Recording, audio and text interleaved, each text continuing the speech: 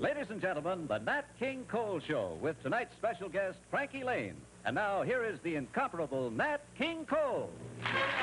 In 1956, NBC gave him his own TV show, the first network television show to be hosted by an African American. His friends were glad to appear, even though they had to work for scale. I used to walk with you. Most of them were friends. I mean, you know, pretty good friends. And they also wanted to see a black man on television. The budget was small, but the ratings grew big. Even then, he couldn't find a national sponsor. His line, Madison Avenue is afraid of the dark.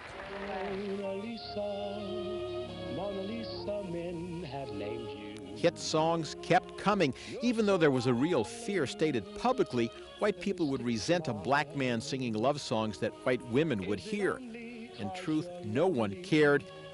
In the late 50s, he was the highest paid entertainer in Las Vegas, earning the equivalent of $300,000 a week. But he wasn't allowed to guest star on the Dinah Shore Show, even though she invited him to.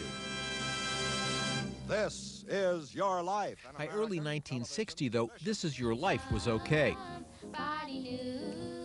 Yes, that's Natalie with her sister Cookie at the piano. They were all surprised. My, that's a pretty song. I got a little upset because he interrupted the song. They didn't tell me that it was going to be a surprise for my dad because I would have blown it. That's why they couldn't tell me. But there were parts of his life Cole didn't want televised. In early 1964, he'd started an affair with Gunilla Hutton, a chorus girl from his stage show. She'd go on to star in Petticoat Junction and Hee Haw. Maria Cole, talking about the affair for the first time in a television interview, says divorce was never an option. My husband wasn't perfect. None of us are. But I mean, but he, you know, I've said once before, some of that goes with the territory in this business. We certainly aren't the only people that it has happened to. Certainly Nat was in love with Gunilla Hutton. I don't think there's any question but that he was. But he was also sick, and I think his judgment was impaired. She killed a man in Wolf City, Wyoming.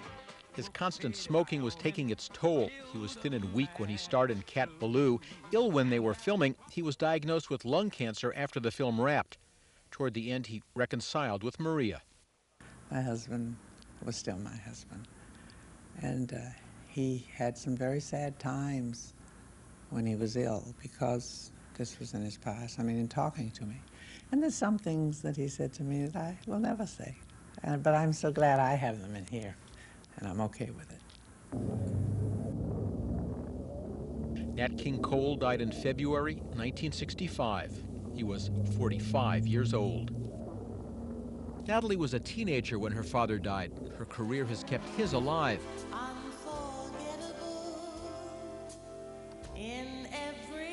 Unforgettable, an unforgettable duet, released on Father's Day, 1991, sold 11 million records.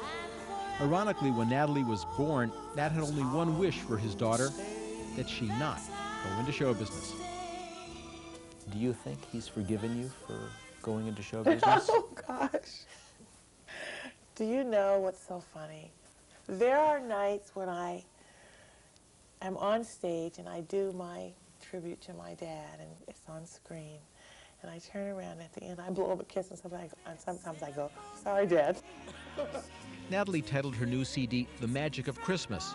The first cut, the magic of a father and his daughter singing together, the Christmas song. Although it's been said many times, many ways. His legacy, there was much he overcame. Even more, he helped others to overcome. And through his music, through this one song alone, he's still part of our lives at one of the happiest times of our lives every year at Christmas. Merry Christmas.